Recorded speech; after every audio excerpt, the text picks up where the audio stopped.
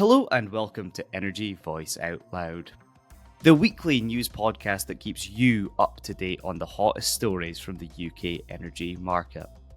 Decommissioning costs keep rising. She was a lot more frustrated last year, and optimism seemed to be sort of the tone this year, which was positive. Fanbula is planning on paying people for pylons. The idea in itself is like a sort of a fairly valid one. I guess my problem with it is that it seems to be funded through a levy that they're putting on electricity bills.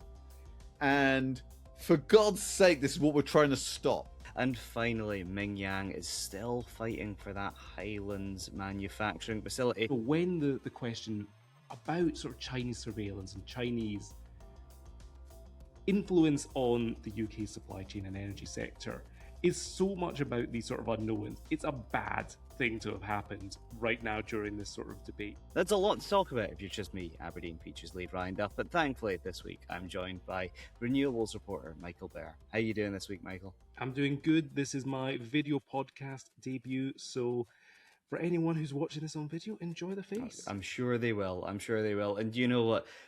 Introducing someone for more than just their dulcet tones for once, I'm also introducing eForward editor Ed Reed. How are you doing this week, Ed? I'm well, sweltering again. I mean, I've got to say that this weather is excruciating. I made the mistake last week of going to the south of France. It was hot there, it's hot here. What have I done? I should have gone to Norway. Fair enough. Well, do you know, we will be in Norway in a couple of weeks for ONS, so I'll tell you how it goes. But do you know what? I think what you have just told everyone is if they are listening on their traditional podcast platforms where they can't see you, if they want to see a very soggy Ed Reed, then they need to go over to their video platforms, because what better experience can you have from Out Loud by Energy Voice than that? Indeed. What a treat for all the senses. It truly is. So this week I've been chatting to the NSTA. There is no clean segue into decommissioning, I guess, but we've been speaking to the NSTA. They've got their latest decommissioning report out, and it's an interesting state of affairs. I spoke to Pauline Innes, the head of decom and supply chain at the regulator, and she was essentially saying that she's more optimistic than she was last year. I spoke to her around the report that came out in 2025, which is always a year behind. So it's reporting on 2024's figures. This one was reporting on 25's figures. And she was a lot more frustrated last year, and optimism seemed to be sort of the tone this year, which was positive. And that's quite interesting, because obviously since last year's report, the NSTA has named and shamed the operators that aren't keeping up with their decommissioning liabilities, and it slapped EnQuest with a plethora of fines, which it was because it was behind on its decommissioning liabilities too. So it's done all this, but that was after this came after the latest data was gathered as well. So that doesn't even impact things. We're yet to see how that impacts things, but things are moving in the right direction by the looks of things. Record spending, however, inflation almost wiped that out. Essentially, the forecast total spend for decommissioning only went down by about 200 million after a couple of billion in spending, and it's just costs keep climbing. I guess everyone listening to this can relate to that, whether it's going to the supermarket, the petrol pump, or anything else. It's costs are really impacting decommissioning. Right. I'm going to jump in. Of course. I saw this bit and I was hoping you could explain it a bit more. Right. So they spent $2 billion. And costs have come down. What's the interplay between those two numbers that you're giving us? This really felt to me when I looked at it like, have they got the student loans or my mortgage like doing the accounts here? This feels like, you pay loads of money and somehow the ultimate bill has not essentially changed. Yes, it's much like your first couple of years of your mortgage, except we are now how many years into the decade of decommissioning that was meant to last from 23 to 33. But essentially costs have increased, which means that the forecast spending for decommissioning in that decade of decommissioning has increased. And as that happened, so did that record spending. So if we didn't have record spending, that forecast price would have increased year on year, despite us delivering work. So instead, it has decreased ever so slightly, but only by about 200 million, and that really shows the sort of scale of inflation hitting projects in the North Sea. So to try and counteract that, the regulators looking to sort of more long-term thinking when it comes to campaigns, and speaking to operators about collaboration and sort of long-term sort of rig contracts and such, because that obviously lowers cost. Now, it doesn't lower cost for everything. Pauline pointed out, the idea of diesel generators on rigs. You're not going to lower the price of diesel by paying for the rig for more days, but you will lower the overall cost of the contract if you're taking out more time. So that's essentially the long and short of it. So that's where this new charter comes in. They've 17 operators, 17 of the biggest operators in the North Sea, have signed a charter to say that they'll essentially collaborate on data and sort of ensure that they can try and reduce costs from decommissioning as much as possible. And one of the ways they're looking to do that is essentially the final sort of work on subsea wells could be done by vessels instead of rigs. So essentially, you could have a rig in to go and do the early stages of well decommissioning. It can go away. A vessel can come in, finish it off, and that will reduce cost and ensure that these wells aren't sitting forever waiting for the rig to come back around to finish the work. And that's important because we still haven't shifted the 500 well backlog that we had last year. So we've still got 500 wells sitting inactive that are needing to get finalised in their decommissioning efforts. So a lot going on there. But on that, Ed, do you want to jump in before I? Yeah, no, so the point about inflation I think is really interesting. And I suppose like historically, I've always felt that and I think I'm right in saying this, it's rigs that are the kind of the biggest part of decom spending, right? Has that changed at all? And I suppose that's presumably driving the thinking around moving from rigs to vessels in terms of sort of trying to kind of keep a lid on that inflation to some extent. 100%, yeah. So essentially, it's all about sort of trying to keep vessels and rigs in the basin as well. When work's very stop start and piecemeal, you can see why a rig operator, a vessel operator, would look to maybe move their vessels to places that they've got longer term, more certain contracts. For example, Brazil and the Middle East, we talk about those regions a lot. There is an awful lot of consistent contracting going on there and long term contracts, as opposed to, as I say, the sort of piecemeal approach that the North Sea has these days. So there is that, and that's something that the Charter could also potentially impact. However, around that sort of spending, it's quite interesting. The NSTA has got this figure around what percentage of North Sea spending goes into what. And as I'm sure you can imagine, operations has been the sort of like the major portion of that for the past few years. But this year, decommissioning did bump up its percentage of that sort of overall spend for North Sea, which I guess it depends on how you want to look at this. If you're going to be a cynic, you could say, oh, well, that means we're scrapping infrastructure and, we're sort of doing away with the oil and gas industry. However, if you're in the supply chain, this is a serious opportunity, as the NSTA has been pointing out for the past few years. Decommissioning is something that our supply chain here can excel in and can really sort of lead the way. So it's a tale of two halves, and the role that this charter is going to have on the sector. I spoke to Pauline, and she essentially had sort of said that this sort of collaborative thinking is a way to reduce cost, but I could tell you what she said, but instead I'm going to let you listen to her. I spoke to her earlier in the week. If we use vessels for wellhead severance, we've got the potential to save between 30 and 60% of the cost of that bit of activity. Now, we estimate that might make a saving, a modest estimate, that might make a saving in the region of £200 million. And that in and of itself is significant. So the charter and the activity that we're launching through that, I'm optimistic will accelerate that activity and will reduce costs. But I think more significantly for me is it's a stepping stone, right? So the wellhead severance is a relatively low risk part of well decommissioning activity.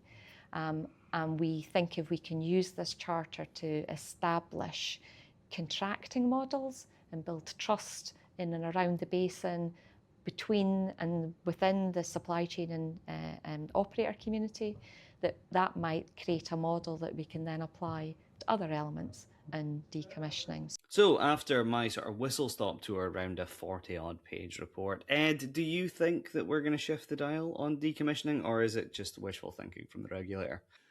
I mean, look, it's not a question really of sort of shifting the dial, is it? It's like a long kind of drawn out process. I feel like it's a question of like how quickly we kind of scale that mountain. But that said, I mean, I feel like we have seen some encouraging progress in the last few months, in addition to the NSTA, obviously with that sort of delay that we've seen in that report. So, look, it feels like things are moving in the right direction in terms of decommissioning. I think that there's clearly that question, isn't there, around are we moving in the right way in terms of actually how we think about infrastructure and how we move away from the infrastructure that we've got. What do we need in the future? That sort of thing. But look, I think generally, look, we've got to look at the positive side, and I think we are starting to see progress. Good. Well, stick around because after this break, we're going to see yet more progress on infrastructure in the UK as we speak about pylons. Hey guys, guess what? What is it, Erica? Energy Voice is on WhatsApp. Oh, is that what's been making my phone buzz all day? It really is. I mean, I can't stop buzzing about this. It's a great way to get the latest updates from Energy Voice because anytime the latest story hits the site, it's out on WhatsApp. And then you get to find out what's going on. And that makes a lot of sense because, I mean, let's face it, that's how everyone shares their news, isn't it? You text it to your pals, you WhatsApp it to your pals. So your pals at Energy Voice are making sure that they're WhatsApping you with the latest headlines. So this week, the UK government announced that it was going to give 250 quid a year over 10 years for those living within 500 metres of new pylons. But is it enough? Ed, you had an interesting take yesterday, and I'd want to hear what that is. Yeah, so look, I think that the idea in itself is like a sort of a fairly valid one. I guess my problem with it is that it seems to be funded through a levy that they're putting on electricity bills. Mm-hmm. And for God's sake, this is what we're trying to stop, right? We're trying to make electricity bills for the entire country cheaper. We've got something like still the highest electricity bills in the OECD. It's a drag on consumers. It's a drag on industry. It's a drag on business. People keep on saying this, right? And Andy Burnham, on like day one, day two, taking VAT off bills was like a small way in which to try and sort of actually tackle that problem. So putting this levy back on top of bills just seems entirely backwards, right? If we think that it's the right thing to do, then we should either move into taxation or impose it as a cost on, utility companies, transmission companies, distribution companies. Putting it on bills is like the worst possible option. And it just feels like, what are we trying to do? Does the government actually understand what it's trying to do? Because it feels like they're kind of giving with one hand and taking away with the other. And it's just like just entirely wrong in terms of sort of mixed messages. Yeah, it's an interesting situation because obviously the whole pylon debate is one that's been raging for some time, and you can understand why the Labour government, who are wanting to accelerate the energy transition and sort of roll out that grid upgrades that we need to get renewable energy into homes as quickly as possible, would be looking to essentially sort of circumvent the pushback that pylons are receiving, specifically in rural communities like the Kintor to Teeling line that's about 66 miles in Aberdeenshire. There's a lot of pushback from both politicians and locals around that. So you can understand where the logic lies, but maybe the methodology wasn't quite right. Is that what you're getting at? Yeah, absolutely. And I think, look, I think there's a real challenge there in terms of like actually. Look, I think in general it's the right thing to do, to think about like actually how should we be helping communities that are having to put up with this impact, right? I think and money might be one of the answers, but I feel like it's there's a number of problems that we're trying to solve, and like actually it's not always just about money. Some people might have their opinions swayed by money. Some people would be like, what are you trying to do? You're trying to bribe me. This is entirely the wrong thing to be doing, right? Like, and I feel like at that point like there are other appeals. Like maybe you should be saying like, God, this is what we need as a country to, you know, prepare, you know, to be better prepared for this kind of new world that we're facing, right? Or you could say, like, let's talk about the jobs that we're creating, and it's kind of like trying to do a lot of work through a kind of a, you know, a kind of a questionable number, right? £250. Does it move the dial, right? To come back to that phrase, I mean, like, I think there is a kind of a good question there, but I feel like it's starting to think about it in the right ways, but they're doing it in quite a cockeyed way, and it's like trying to do like a general kind of a sticking plaster solution to a variety of wounds, to overextend that euphemism analogy terribly. So I guess the question there is, you kind of alluded to this idea of, for want of a better phrase, tough. You know, to these people who are struggling, you know, are sort of like pushing back against pylons in their area. It is something we need, you know, for our transition to clean energy. Right, we are moving from centralized distribution in the form of gas-fired power stations and more historically coal-fired power stations to a more sort of spread out approach of distributors coming from all across the country. We need more transmission infrastructure. Do you think that we should just be sort of saying to these communities, we're sorry, but that's just the way it's going to be? I mean, I think, look, there's gonna have to be an extent that that's the case, right? Like, I Right. feel like if we do want to cash in on this extraordinary, you know, sort of allocation round progress that we're having in offshore wind, then we are going to need to move that wind to where it's needed, right? Otherwise, you know, constraint payments will just keep on rising, and that's a terrible look, right? I think, look, transmission is clearly the answer to delivering the kind of the next step. But Mike, I think Michael had a really interesting story this week about the Harry Potter grave, which I think really ties into this kind of whole question, I right? suppose it does. Michael, right? give us a précis of what happened. Well, this is interesting you bring this up because we were actually discussing it, Ed, as to whether it was actually a real story or not. And the evidence has been suggested that this might not be true. This might have just been made up by Greenlink's project director on a podcast for a bit of some saucy dialogue. I think some other people were kind of doing what we were doing and looking into some of the documentation. But look, what was it they said in Who Shot Liberty Valance? Print the legend.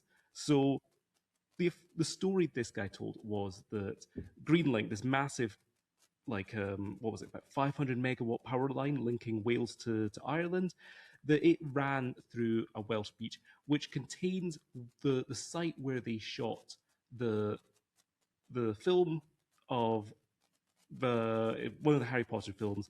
They shot the burial of Dobby the house elf, and it's become a bit of an unofficial shrine. There's a sort of cairn where people will leave rocks for him.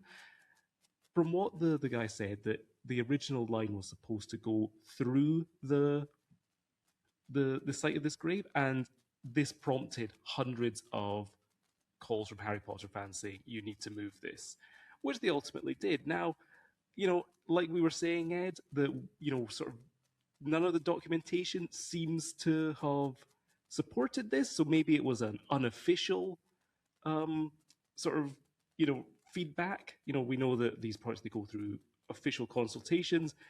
Maybe they saw the writing on the wall on this, but you know, it does illustrate the opposition that these massive power line projects can create. But I think it also sort of speaks to a sort of a slightly sort of a, I think it kind of speaks to like the problem of planning, doesn't it? Like, and actually, like, what do we value, right?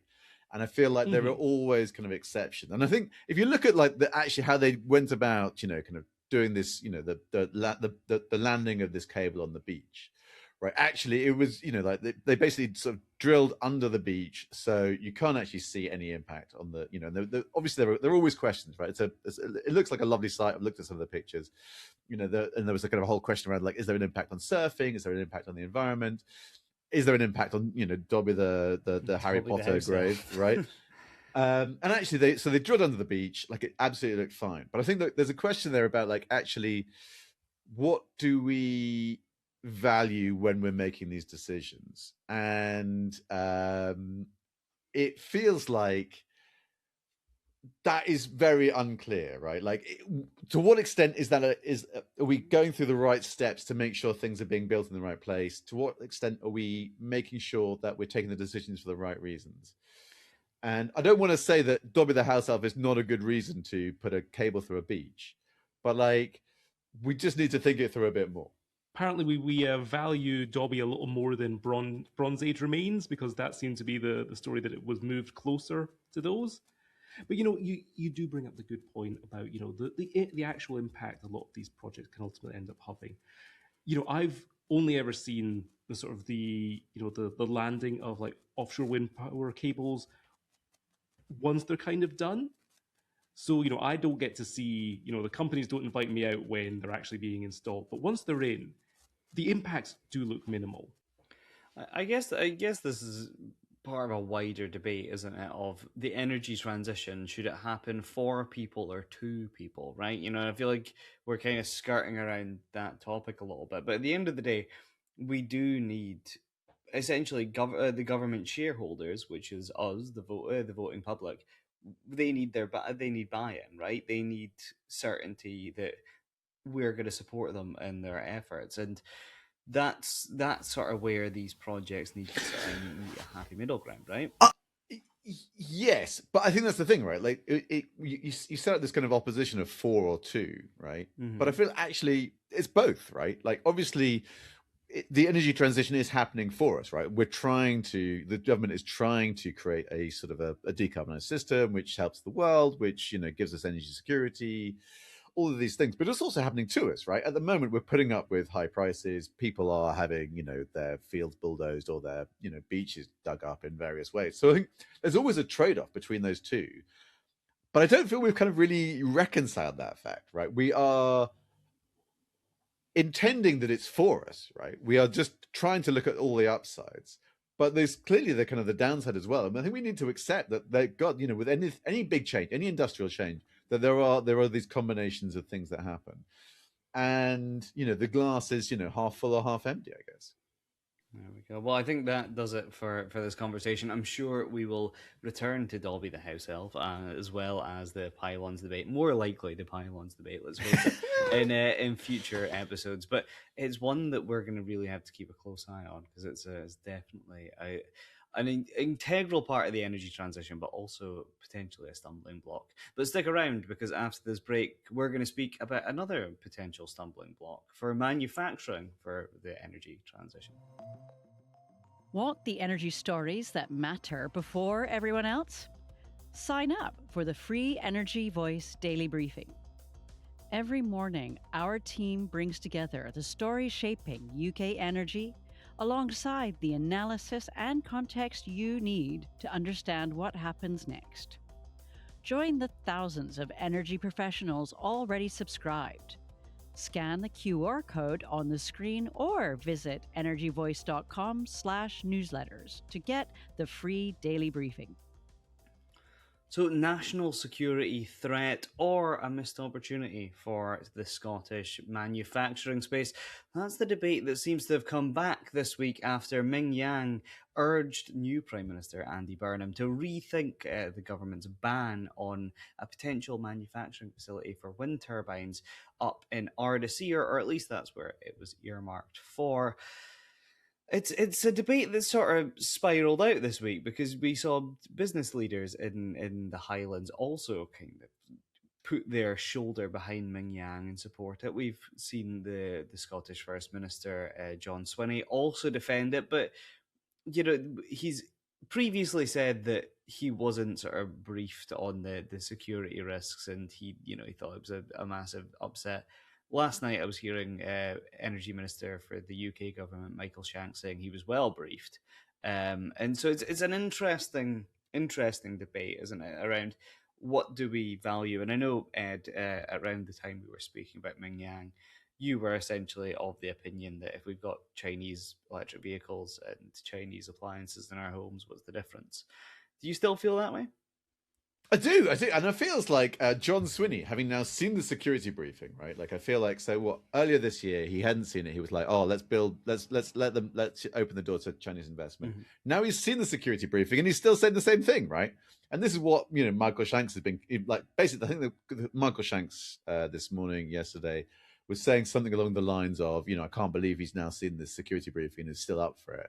But Swinney seems gung ho, and it feels like. I mean, obviously, you got to sort of read between the lines a bit, but it feels like Swinney, like the security briefing is talking about sort of China as a risk at whole, in general, but Swinney feels kind of fairly sanguine about sort of Ardasir in itself, and I feel like, look, obviously we've not seen the security briefing, so we don't know quite what our glorious spies might have said about them, but like. Look, it's fairly clear what the concerns are about Chinese investment, Chinese cyber espionage, those sorts of things. Those concerns aren't new. We've seen them sort of play out, and obviously we've seen. I think it's British Steel, where a Chinese company is alleged to have been sort of trying to hamper the foundry in some way, and then as a result, the company got nationalized. But I feel like, God, just like building wind turbines in a factory doesn't seem like that is a security risk, right? Like, I feel like that is the industrialization that, quite frankly, we desperately need. We've got no, sort of big, domestic players. Let's, bring in that investment that we are so keen on, FDI we love. And it feels like, I don't know, if John Swinney has seen these, sort of, the magical briefing and is still okay with it, then I feel like, I guess like I was already complacent going into it. I feel pretty complacent now. Like I feel like, like I would love it if there was a British manufacturer who was going to open a factory in Ardasir, create 1,500 jobs to build wind turbines. I think that would be amazing. The fact that the Chinese are doing it instead, I mean, not as good as a local company doing it, but I'm okay with it. I don't know. Am I wrong? I feel like I'm wrong. Yeah, But I don't know. It feels like you're very much going for it in Swinney you trust. But no, I think it's an interesting debate, and yeah, the business community and the wider community up around Ardasir have kind of felt the same way as you. The sense that we don't have manufacturing of turbines in the UK as a whole, or specifically Scotland. We've obviously heard Vestas say that it's looking to build something in Edinburgh, but that's not for full turbines. It's just for the important bit, I guess. But Ming is looking to do turbines to start with, and then roll out to floating foundations. And we know there is a large opportunity for floating wind in the UK as well. So you can see why you would have the backing of local people. It's over £1 billion of investment. I think they said 1,500 jobs set to be created in the area because of it. All positive things. However, as you mentioned, there is that Chinese espionage angle that that we've got to be cautious of, and energy is obviously a target of these kind of attacks, right? So giving them increased influence over energy generation in the UK is potentially an issue. I guess it's really a question. It's more of a question of what that original security briefing suggested. Can Beijing just sort of flip a switch and then all of our turbines that we've manufactured in Scotland just stop working? Is that kind of what they're suggesting? I feel like that feels quite Bond villainish. I don't know if that's something that's actually possible, but I don't know. Maybe Well, I'm. I mean, it's fascinating, isn't it? That basically, two people can read this, briefing. Obviously, Michael Shanks and John Swinney, and just come to totally different conclusions. And you're like, well, it doesn't feel like a sort of a slam dunk. I just feel like, it would be good to know what's going on. It feels like at the moment, obviously, things aren't moving forwards, right? Obviously, the government will, prevent that from happening. But it just seems, I mean, from the outside, it feels slightly frustrating.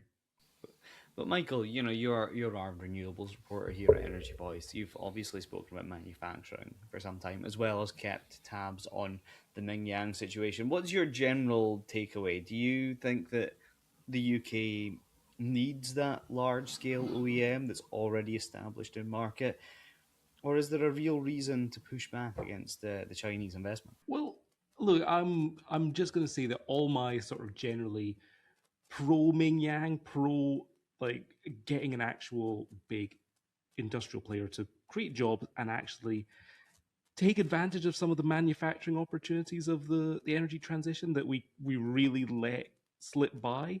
It needs to be balanced over the fact that we have had there was the report that British naval drones that they were having some of their information sent back to China.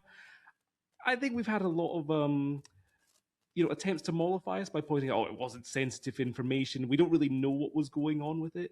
But, when the question about sort of Chinese surveillance and Chinese influence on the UK supply chain and energy sector is so much about these sort of unknowns, it's a bad thing to have happened right now during this sort of debate. Foreign ownership, we've never really seemed to worry about it when it's Japanese companies, American companies, European companies coming in. I don't see why it should be different with Chinese companies. As Ed said, yeah, it would be brilliant if there were a British company with this kind of investment, but there isn't, sadly. And if a Chinese company wants to come here and build this kind of facility, yeah, I think it is generally a good thing for the industry. Obviously, it's the kind of thing that, yeah, we would have to take steps for. I think whether the scale of it is overblown or not, there is perhaps some sort of national security concern. But look, I used to study data protection. For example, with American companies, there's all these data protection concerns about sending data back to America. There's basically, I think, constant lawsuits trying to stop European information being sent to American servers over these kind of espionage concerns. I don't see why we shouldn't have similar stopgaps, similar blocks, similar conditions for Chinese data. But yeah, fundamentally, it's the sort of thing we should be looking at and be open to, I'd say. It's an interesting situation, isn't it? Because, right now, Ming Yang is also looking into other investment in Europe, right? They previously hinted at Italy being another opportunity for a manufacturing site. Although, considering the CEO of the sort of European wing, the UK wing, is sort of like pushing all for this, do we think that maybe there's a little bit of pushback in the rest of Europe too? I don't know. That might be a bit... 100%. I'm just going to come out on a limb. Yeah, okay.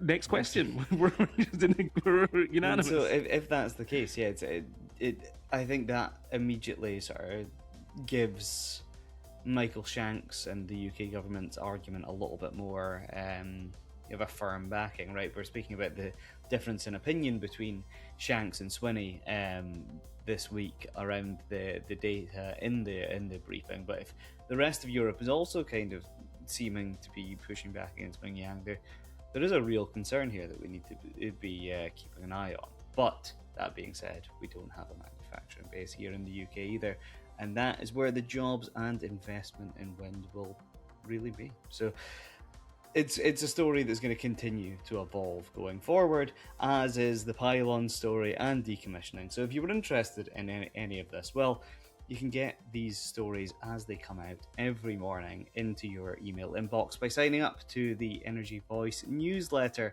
and we obviously speak about it on Friday, so you can be ahead of the game and know what we're going to talk about before we even mention it. But that does it for us this week, so thank you, Michael and Ed, for joining us, and thank you very much for listening. If you'd like to see more from us, well, we'll see you same time, same place next week.